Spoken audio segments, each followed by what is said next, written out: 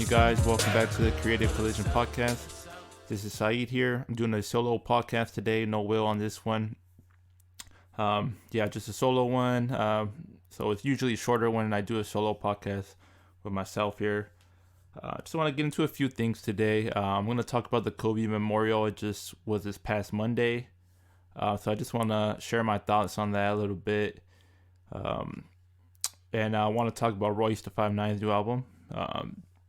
I'm pretty sure Will hasn't heard of it because he's not a Royce the 5'9 fan. And if it's not like Drake or somebody popular, he doesn't really check for music like that.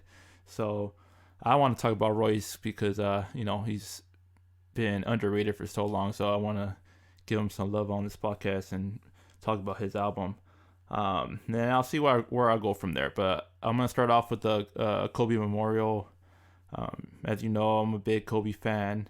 For those who have listened to the podcast before, any new listeners, I'm a huge Gigi fan, as a lot of people were. So I was devastated when he passed.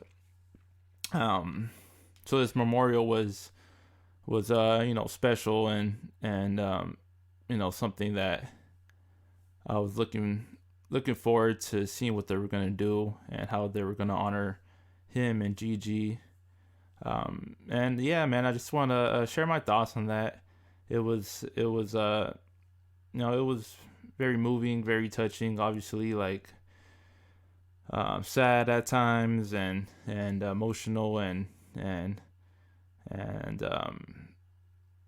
also it was just great to hear those stories too that people had about him. So Vanessa definitely was somebody that was so strong up there.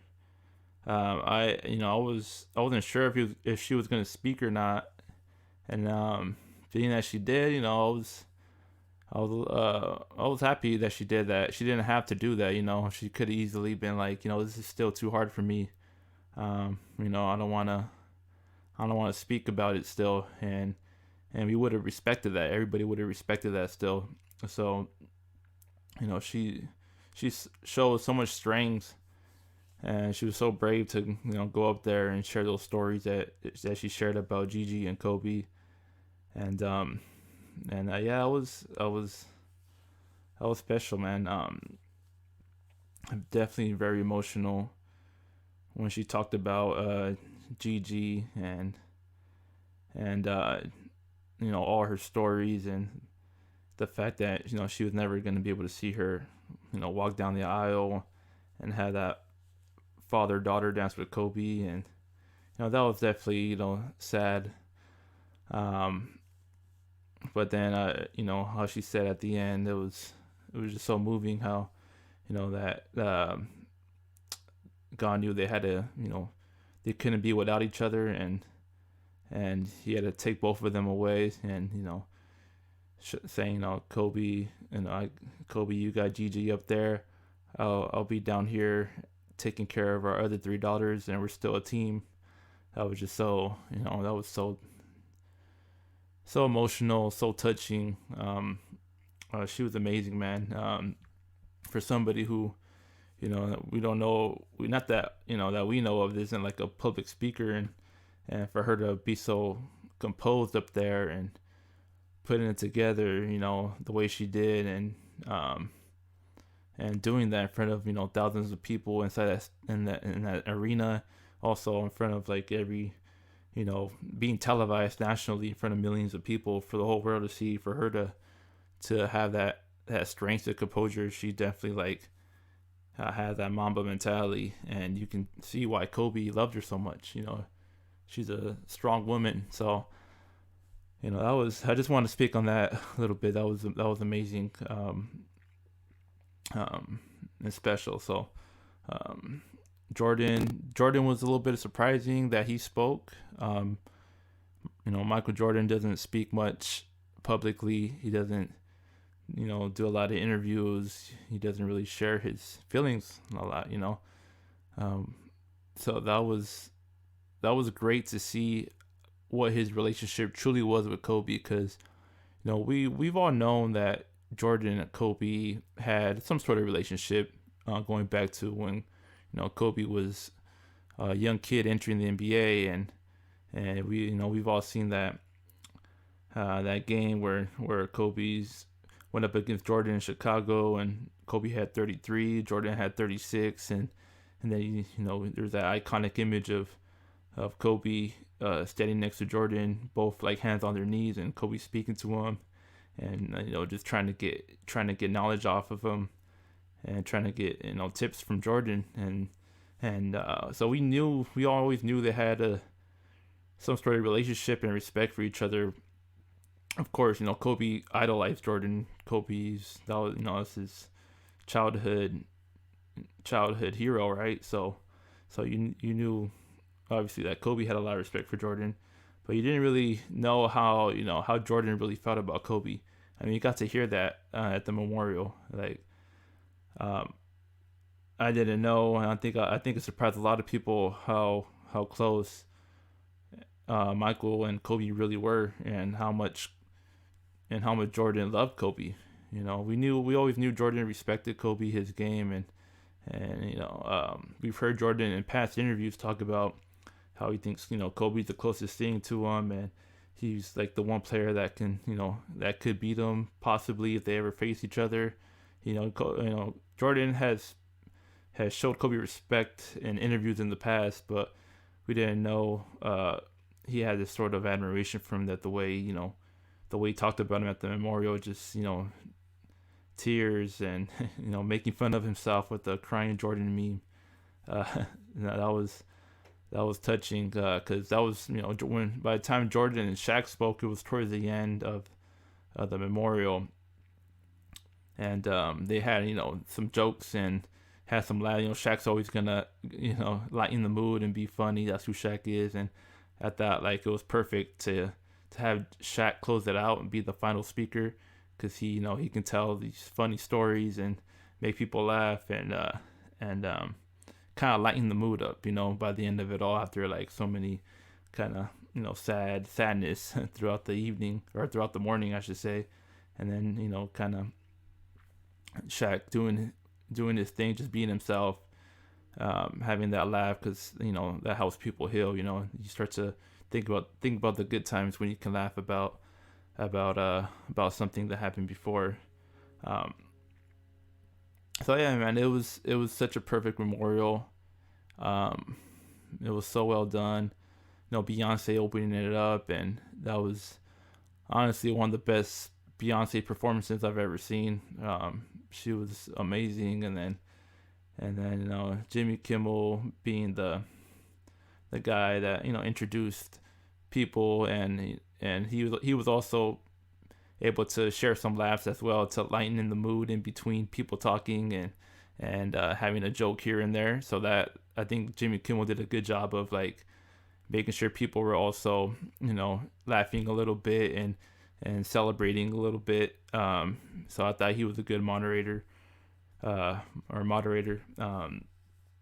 So that was good, and everybody that spoke was great. Diana Taurasi. I'm sorry, I can't remember the girl from UConn or from Oregon. The one that had a close relationship to Kobe and Gigi. I apologize if I don't remember her name, but she was great. No, everybody was amazing. I'm a little surprised Genie didn't speak, or Genie or Magic. I thought maybe one of them would speak, or if not both of them would. But again, it's some people grieve in all sorts of different ways. So if they felt they wouldn't be able to do it, that's totally fine. I've seen a lot of backlash about LeBron possibly not being there, and man, you guys got to stop with that, man. People that are the media that's questioning LeBron for not being there or whatever it may be, like, that's not right. That's messed up. People grieve in different ways. LeBron might have felt, I don't know if he was there or not, but if he wasn't there, that's fine. Like, he was shooken up about it, so he might have been he might not have been ready for that. For him, might have been still too soon for the memorial, and LeBron might still be going through a lot of tough things. So if he felt like he was better off not watching it or being at home with his family and still mourning it that way, that's fine. We can't, LeBron gets so much shit for so much things, man, and a lot of the stuff he gets crap for is stuff that's not even important, stuff that's off the court. He's such a, ambassador for the game, and a guy that's never been in trouble with he's never been in trouble with the with law enforcement, or there's no like bad bad thing that that LeBron has ever been accused of, right? So we gotta show more respect towards him if he felt like he wasn't able to be there and be part of that because it would have been too much for him. Then we should respect that, because we know LeBron was close to Kobe too, and he spoke at the the Laker game when the first game back against Portland after Kobe had passed. So that that had to be hard for him there too. So I don't know, man. I think LeBron gets too much crap for any little thing he does. People, at the Portland game, people were giving him crap for accusing him of making it about him by like ripping the paper or whatever, or like, I don't need this, like I'm going off the top of my head, like fuck this script. People gave LeBron shit for doing that, for accusing him of making it about him and having this moment, right? So then at the memorial, he's nowhere to be seen, and people give him crap for that. So it's like, what is it? If you give him crap for talking and speaking at the Laker game, then we also give him crap for not speaking and not even being there. So I don't know, man. There's no LeBron can never really win with the media a lot of times. So, and it's not even just the media. It's just like NBA Twitter and social media as well. So it is what it is. But Lakers have been balling now, and LeBron had probably the best game of the season yesterday against the Pelicans. Lakers versus Pelicans. LeBron versus Zion for the first time. So that was a great. LeBron dropped 40 points, season high. Zion is off the charts, man. This guy snatched the rebound over Dwight Howard. He makes the most athletic players in the NBA look average to him. That's how great of an athlete he is. He's like another step above even the best, the top 2% athletes in the NBA. He's like another step above them. He's like, there's not really anybody I've ever seen that is that size, that jumps that high with that much power, and he has the quickest the quickest second jump I think I've ever seen. Like his ability to jump up, get back down, and jump up again for like a rebound, a second chance rebound, like it's incredible. So just going off topic, off the memorial, and talking about the Laker Pelican game a little bit, but just getting back to it. Great memorial. I thought it was amazing. I thought it was beautiful, and let's move it on. Okay, now I'm gonna get into Royce the 5'9's new album, the Allegory. For those that don't know, Royce the 5'9 is a Detroit MC. He's been around a very long time. He has, about 20 years in this game now. One of the most respected MCs. For those that that follow him and follow hip hop, know who Royce the 5'9 is, and they know he's he's been one of the best lyricists in hip hop for a long time. Mainstream people probably don't know much about Royce other than like he was, they probably know him from the Bad Meets Evil stuff with Eminem. but Royce has long discography. He's been in the game a long time, and this album, the Allegory, he just dropped about a week ago. And yeah, man, I want to talk about this. This is a great album. Long album, 22 tracks long, but it feels, if it for an album that's this long, it's one of the most cohesive albums that I've heard that has this length time. There's a lot of great cohesive, well put together albums that are about 12 songs long, right? Or 40 minutes long. Like Illmatic is 40 minutes long, and it's just just perfect. But it's a lot harder to make a great album when you have 20 plus songs, and he managed to do that with this album, man. There's 22 tracks, some skits in here, and I feel like the skits are perfect because it makes that album feel faster. I've talked about this a few podcasts ago, like Eminem's album that he just dropped, and how it just it was a long album as well, but you felt that length, like it was like it's too much, man. Or Lil Wayne, the Funeral album he just dropped a few weeks ago. Same thing where it just felt too long. Like half of those songs could have been cut out, and it would have been better just dragged on, right? But this album does not feel like that at all, and that's the makings of a great album, when you can have this much content and it doesn't like slow down. I don't really think there was one real bad song on here, honestly. This is great because Royce the 5'9", he's a spitter, man. He's like just a raw spitter, right? Slaughterhouse. We all know, like, he's always been known as like a great rapper that he just spits, right? Like, he can just talk that shit, has that MC, that pure MC mentality where he's just always like in battle mode, just ready to spit.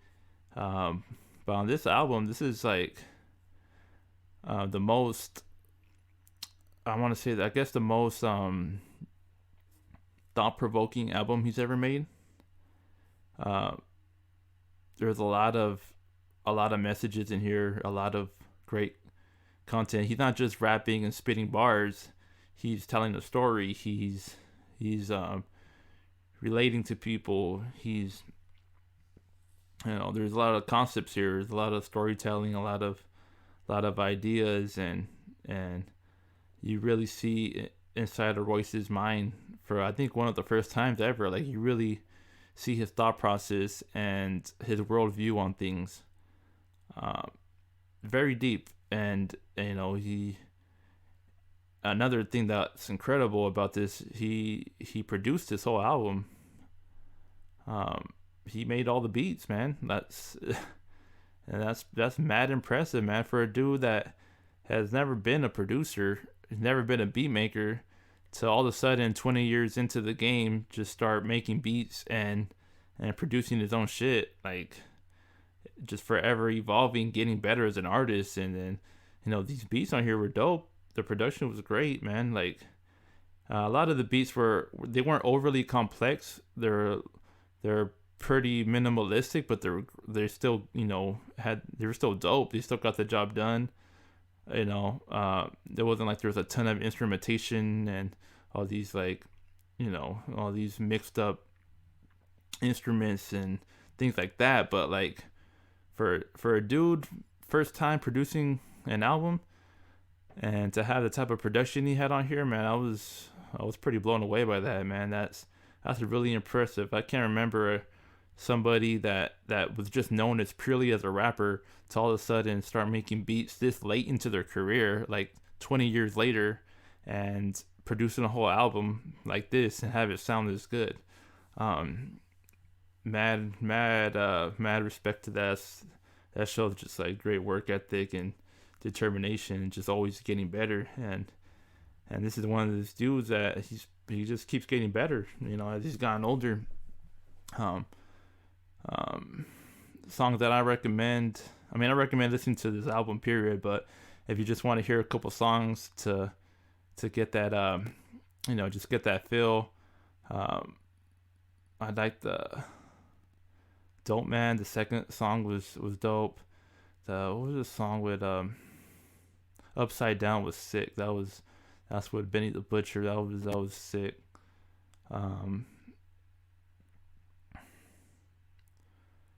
You see, Pendulum. I Don't Age was cool. I think the album kind of gets better as you go further and further into the album. He had Griselda on here, but individually. So he had Conway the Machine and Benny the Butcher and West Side Gun, and on individual tracks. The one song that kind of threw me off a little bit. Not that it's a bad song, but I just like when you see Crooked I or King Crooked, he goes by now, on a track, you just want like Royce and Crooked to just spit, and they had like the song was just like kind of threw me a trick. It was cool. It was a cool song, a good concept, but it's just like I want to hear Crooked like really spit every time I hear Crooked and Royce on the track. I just want them to just go tear that shit up. So it wasn't that type of song, but it was cool. Yeah, man. This Royce I hope this album really gains some new listeners, and people check for Royce now, and maybe they go back and listen to his previous discography and some of his older albums, because he's definitely like a guy that has been one of the dopest MCs for a long time. And I hope this, and I know he's gotten more and more acclaim now, older as he's gotten older. I think the Slaughterhouse stuff was a big thing for his career, because it gave him more exposure. Being signed to Shady Records, with doing the joint album with Eminem. Like, this is Royce was the original Renegade before Hova.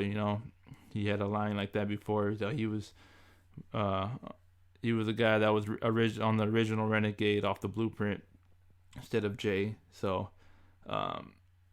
yeah, man, I just want to give him a lot of love. This is very kind of empowering album,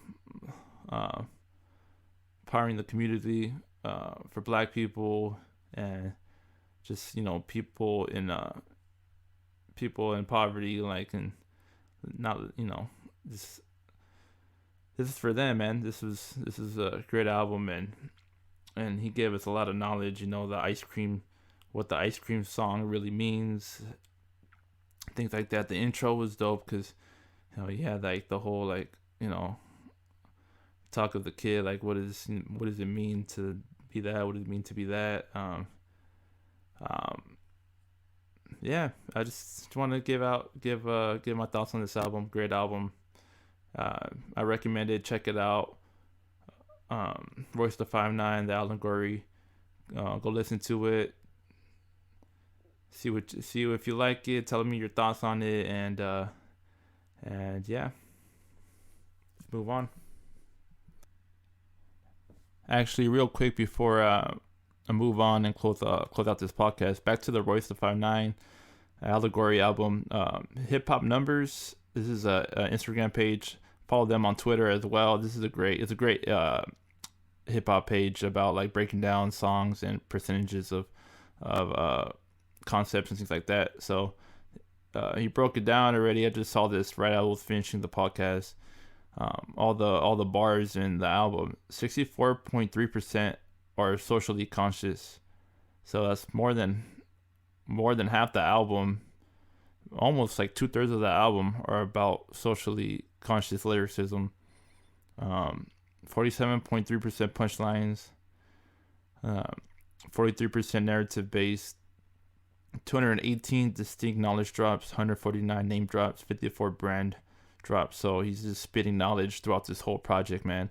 6 concepts run concurrently, so he has 6 running themes in this album. So it's definitely not an album that you can just listen to one time and get all the meaning and the messages. You have to it takes multiple listens and to digest this album. As any great MC, that's one of the top skill sets that they have, right? You gotta be that be able to have people listen to you multiple times to really get all the messages and meanings, and just as like any great movies the same way, any great albums the same way. So definitely like really impressive there, really impressive stats on this album. Go follow this page. Just shouting them out. I don't even know them personally, but Hip Hop Numbers. If you're a hip hop head, go follow that page on Instagram, and also on Twitter. I believe it's also the same thing. Hip Hop Numbers might be under a different name on Twitter. Hip Hop by the Numbers is their Twitter. So check them out, man. They have a lot of great statistics on a lot of artists. So yeah, just want to say that one last thing real quick. Gonna close out the podcast here for now. So yeah, we'll catch you on the next one. Just my thoughts on the Kobe Memorial. Talked a little bit about the Lakers, Pelicans, and Zion versus LeBron last night. And Royce the 5'9" album. So catch you guys on the next one. Peace. Have a good day.